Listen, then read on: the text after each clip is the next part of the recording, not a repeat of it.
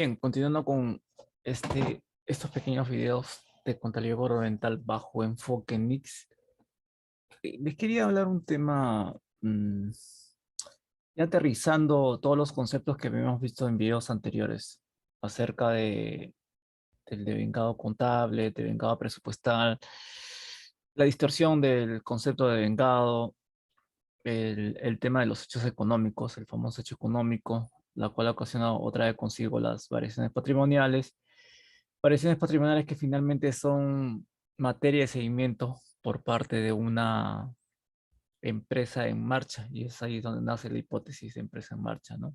Justamente a raíz de que esta empresa busca tener una permanencia en el tiempo a través de una visión de futuro, elabora un planeamiento, una estrategia y le hace seguimiento justamente a las variaciones patrimoniales nacidas o originadas de los hechos económicos.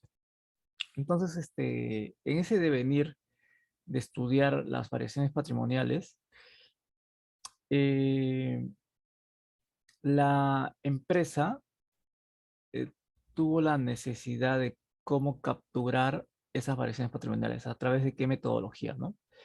La empresa necesita conocer las variaciones patrimoniales a las que está expuesta y requiere capturarlas, ordenarlas, para así conocer el rendimiento financiero al cual le va a permitir mantener la hipótesis de negocio en marcha. Pero la pregunta es, ¿qué metodología o criterio utilizo para obtener ese rendimiento financiero, esa información de rendimiento financiero de manera ordenada, oportuna y fiable, ¿no?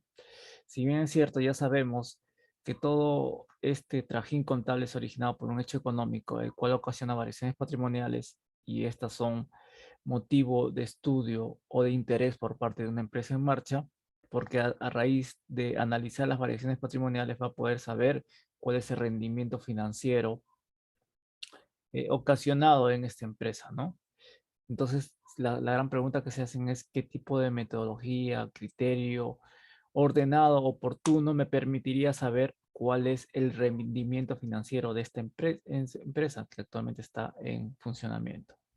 Entonces, la única forma de saber, bueno, esto ya pasó hace mucho tiempo, pero antes se veía que la única forma de saber cuánto era el rendimiento de una empresa, si había obtenido utilidad o pérdida, era liquidando el negocio, ¿no? Liquidamos el negocio, vendemos los activos, pagamos nuestros pasivos, nos queda un neto y ese neto es nuestro patrimonio.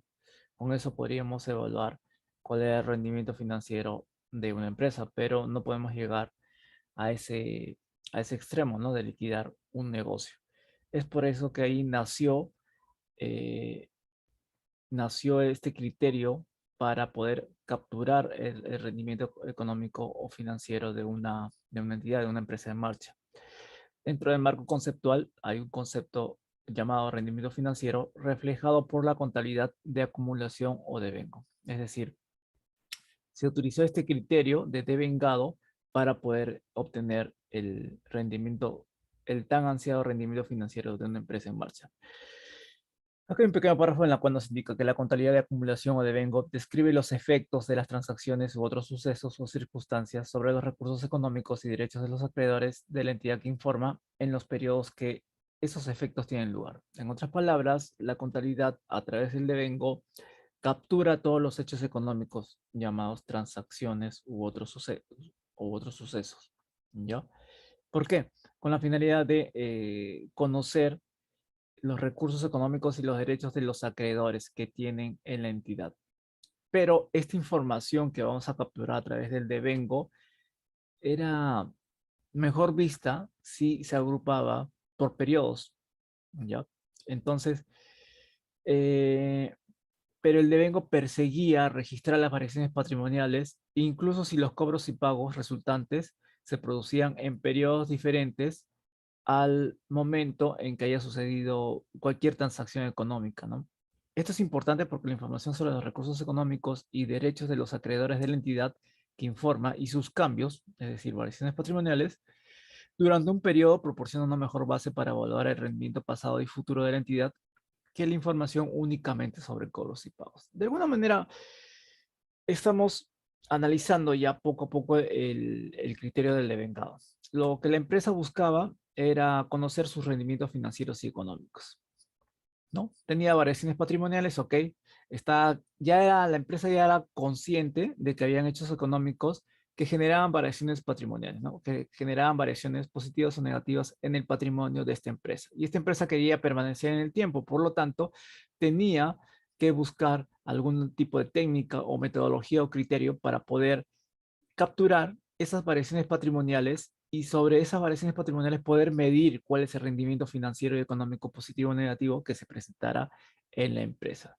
Y no tuvo mejor opción que elegir este método para capturar el rendimiento financiero que la base de acumulación o de Vengo, en las cuales el método capturaba las transacciones económicas o cualquier otro evento en el periodo en que ocurrían. Entonces, cuando se dieron cuenta que las transacciones ocurrían dentro de un periodo, era necesario periodificar en automático la contabilidad, ¿no? Entonces, poco a poco van naciendo los matices relacionados con el criterio de vengado. El tema de uniformidad, el tema de periodicidad, de relevancia y una serie de matices que vamos a ver en el transcurso de los videos. El hecho es que periodificar todas las transacciones económicas para poder capturarlas en cierto momento del tiempo y poder visualizar las variaciones patrimoniales y el rendimiento financiero y económico que me haya traído en ese periodo de tiempo, eh, nos daba más opciones para decir, ¿sabes qué? Elijo el criterio de vengado para poder contabilizar mis operaciones, ¿sí? Entonces, ya no era necesario liquidar el negocio para poder saber si este me rendía o no me rendía, patrimonial y financieramente hablando, ¿ya? Entonces, la otra alternativa en la cual optamos justamente fue esta metodología que vemos a continuación y que da nacimiento justamente al criterio de vengado. Para mí sería muy sencillo decirles, el de vengado es el reconocimiento de los gastos e ingresos en el periodo de que ocurre. Es un concepto en realidad bastante antiguo, bastante desfasado, y tampoco no les estaría explicando el por qué, ¿no? Nació ese criterio de vengado, bajo qué estructuras se construyó ese criterio de vengado. Les había comenzado que había una empresa en marcha que generaba hechos económicos, estos hechos económicos generaban variaciones patrimoniales, las variaciones patrimoniales deberían ser medidas para obtener rendimiento financiero, pero la única forma de medir esas variaciones patrimoniales era capturarlas a través de periodos, periodificar, ¿no? Cada vez que había una compra o una venta, capturarlas en cierto periodo de tiempo en que habían ocurrido, sin importar que éstas hayan sido cobradas o pagadas, ¿no? Entonces lo que hacía era, las variaciones patrimoniales eran capturarlas en periodos, tanto los ingresos como los gastos, porque finalmente estos ingresos y gastos estaban como resultado el patrimonio neto de la entidad que finalmente se iba a ver reflejado como, en números como un rendimiento financiero. Entonces, el patrimonio de una empresa en marcha está sujeto a variaciones patrimoniales permanentes por el efecto de las transacciones y otros hechos del contexto. Estas variaciones deben ser capturadas en periodos de igual duración denominadas ejercicio económico. ¿Ven cómo salen, cómo van naciendo poco a poco los PCGA, los principios de contabilidad generalmente aceptados, justamente a raíz de que queremos capturar esas variaciones patrimoniales para finalmente tener una información útil que me permita medir el rendimiento financiero de cada entidad? O sea, todo tiene un porqué. Y en base a ese porqué, en base a esa necesidad de información, se van construyendo los criterios que finalmente se resumen en un nombre llamado devengado. ¿Ven qué tan complejo en realidad es el devengado? No complejo en tema de dificultad, sino complejo en el tema de todos los conceptos, todas las matices que agrupa justamente este criterio de vengado. Entonces, si bien es cierto hasta la fecha, ustedes ya saben que utilizan el criterio de vengado para el registro de todas sus operaciones, pero también saben que en el pasado se mencionó un criterio llamado percibido, ¿no? Y muchos dicen, claro, actualmente no utilizamos el criterio de percibido, el criterio de caja, porque solamente registra las operaciones cuando se cobran o se pagan. En cambio, el criterio de vengado eh, se registran las operaciones de compra y de venta cuando estas ocurren, ¿no? Sin necesidad que hayan sido cobradas o pagadas. Pero mal haríamos si solamente estudiamos el devengado, el criterio de vengado, porque nos funciona actualmente como herramienta de registro de las operaciones y dejáramos de un lado el criterio de caja de lo percibido, ¿ya? Porque por algo, dejamos de utilizar la caja. A simple vista, si alguien te dice, sí, claro, dejé de utilizar porque solamente me servía para utilizar, para el tema de cobros y pagos, más no para operaciones de compra o venta u otro tipo de transacciones como activación de cobranza dudosa, baja de bienes y demás operaciones o eventos que no necesariamente tenían que ver con el flujo de caja. Pero creo que estudiando el criterio de lo percibido, podemos darle más cuerpo o más importancia al criterio de vengado. Creo que debemos estudiar el por qué no se utilizó algo para poder darle importancia al uso actual del criterio de vengado en este caso. ¿Ya? Tenemos que ver por qué el criterio de vengado se convirtió en un oponente fulminante al criterio de lo percibido. Entonces, justamente este video trata de este análisis del criterio del vengado y del criterio de caja, de lo percibido, ¿no? Dice, el criterio de lo percibido es opuesto al de vengado. Registra las variaciones patrimoniales, lo que tanto nos interesan, variaciones patrimoniales, solo cuando se han producido el real ingreso o salida de dinero. Importe cobrado o pagado es sinónimo de lo percibido. Se lo suele llamar movimiento del puro efectivo. Es decir, que los ingresos pertenecen o se imputan al periodo en que fueron cobrados, genera un flujo positivo de fondos, los gastos se imputan al periodo en que fueron pagados. Esto genera un flujo negativo de fondos. Teoría básica referente al criterio de lo percibido. Pero ahí no queda todo, ¿ah? Por si acaso vamos a seguir analizando este criterio de lo percibido. En cambio, el criterio de lo devengado determina que las variaciones patrimoniales, a tener en cuenta para la determinación del resultado del ejercicio, es decir, del rendimiento financiero y económico del ejercicio, son las que corresponden imputar al mismo por haberse producido el hecho sustancial. ¿A qué se refiere con el hecho sustancial? Con el hecho económico. ¿Por qué le dicen la palabra sustancial? Porque el hecho económico principalmente lo que captura es la esencia económica, más que la forma. Adiós a los comprobantes de pago. Adiós al tesorero, al presupuestólogo, al de abastecimientos, al de patrimonio, que vienen con sus pecosas, guías de remisión, facturas, comprobantes de pago, etcétera, etcétera, etcétera. Eso es forma. Lo que queremos ver es el fondo, la esencia, el hecho sustancial, el hecho económico. ¿Ya? Entonces, el criterio de vengado lo que hace es, justamente para determinar las variaciones patrimoniales, para determinar el resultado del ejercicio, por eso que las periodifica, son las que corresponden imputar al mismo por haberse producido el hecho sustancial que las genera, sin interesar si las mismas han generado cobros o pagos. Este principio o criterio tiene en cuenta los derechos adquiridos y las obligaciones asumidas. Derechos adquiridos, cuentas por cobrar, obligaciones asumidas, cuentas por pagar. Ven que no nos interesa el tema de cobro y pago, solamente que haya habido una compra o una venta con independencia del circuito financiero o movimiento de los fondos. Derecho adquirido u obligación asumida es sinónimo de devengado. Este solamente es el principio del estudio del devengado. ¿Ya? Para aprender mejor el por qué uso el devengado, es bueno saber por qué no uso el principio de lo percibido.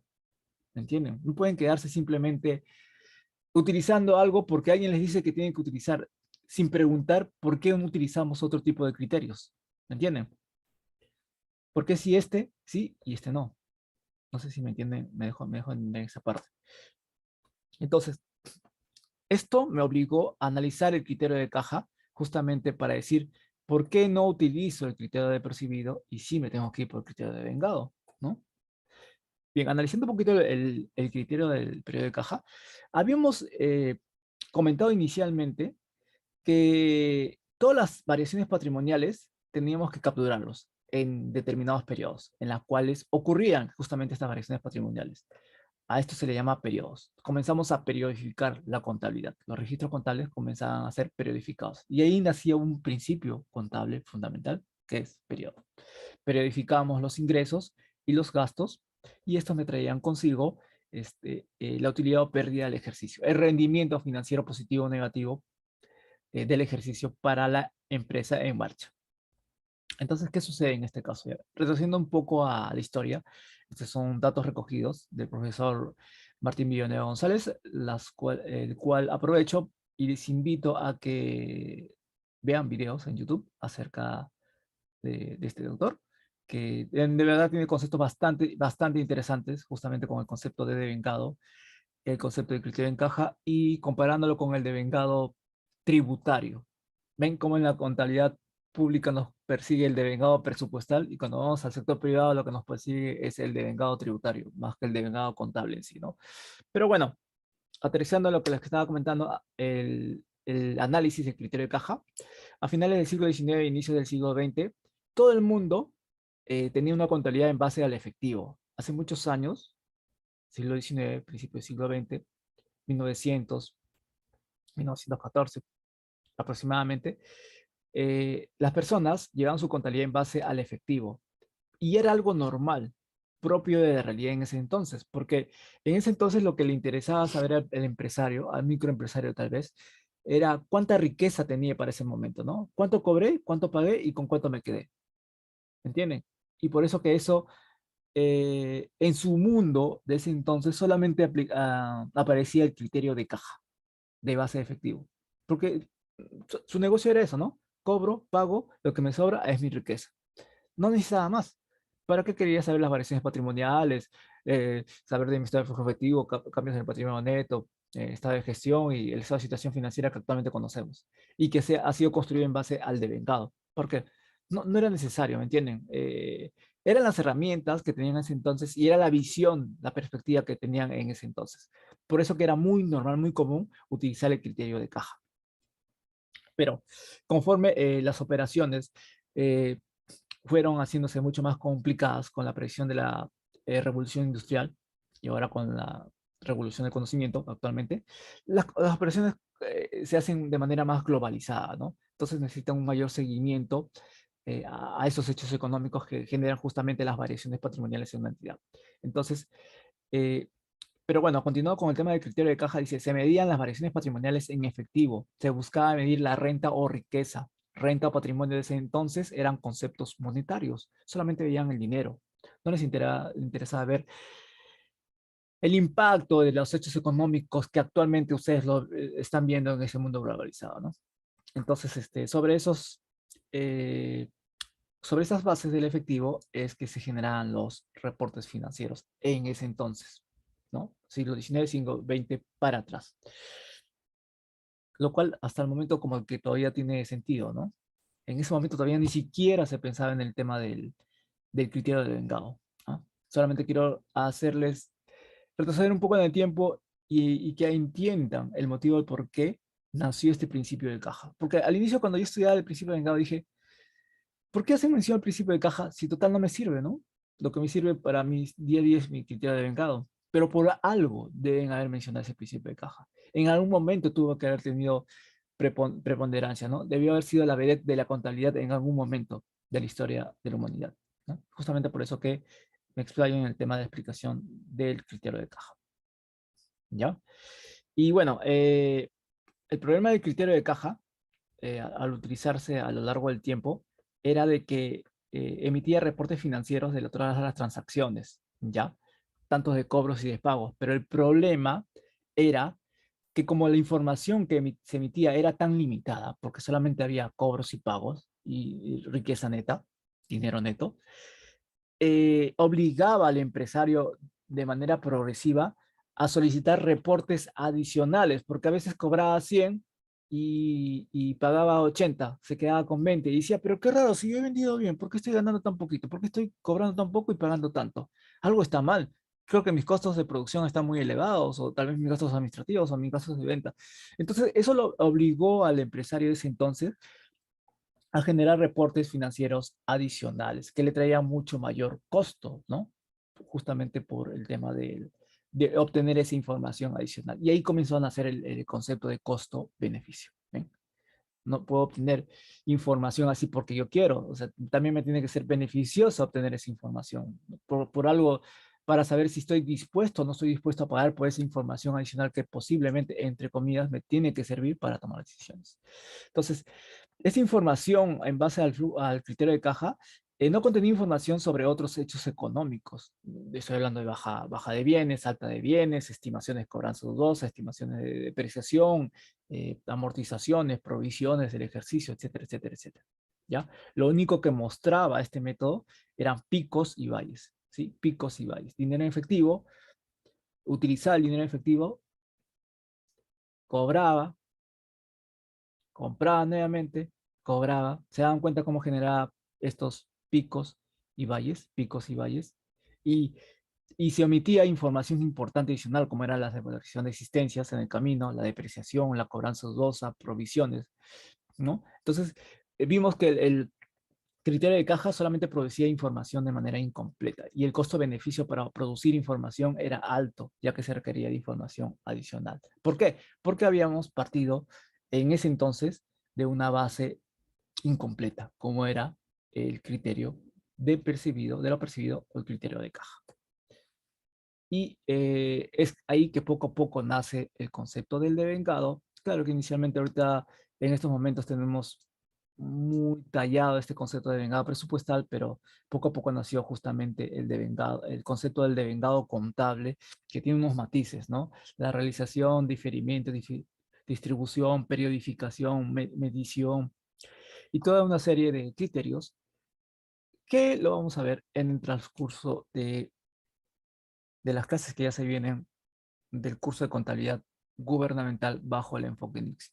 Si ustedes no visualizan el porqué de todo este constructo que hasta el momento estoy comentándoles acerca de los hechos económicos, las variaciones patrimoniales, con criterio de caja, criterio de vengado, empresa en marcha, periodificación, etcétera, etcétera, etcétera, difícilmente van a poder entender los conceptos bases establecidos en el marco conceptual y en las demás NICS SP.